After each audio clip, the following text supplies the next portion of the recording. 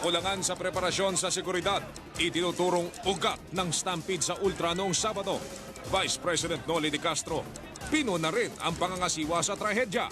ABS-CBN, Pasig PNP at security ng Ultra, nagtuturuan! Video ng pila bago ang stampede, nakuha ng GMA News. Eksklusibo, ang Killer Gate na sanhi ng trahedya, pinalikan ng GMA News. Sa iba pang mga balita, dating Pangulong Cory Aquino, Senate President Franklin Drilon at dating Pangulong Erap Estrada magkaaway noon. Magkaalyansa na ngayon? Trahedya pa rin sa Egypt.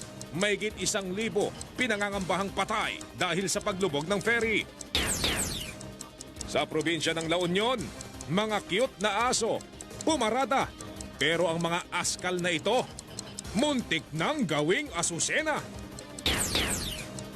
Mga tigre at sawang, swerte raw sa loto.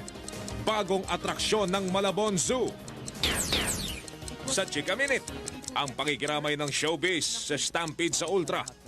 Dating boyfriend ni Chris Aquino na si Pampanga Governor Mark Lapid, kay Christine Reyes na ngayon. At mga nakakakilig na eksena sa premiere night ng I Will Always Love You.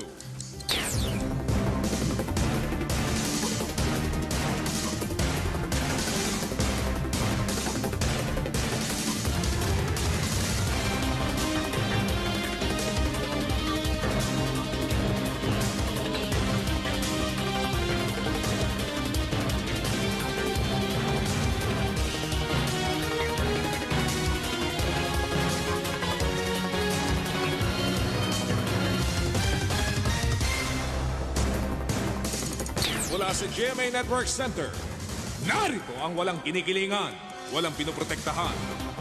Mel Yanko, Mike Enriquez.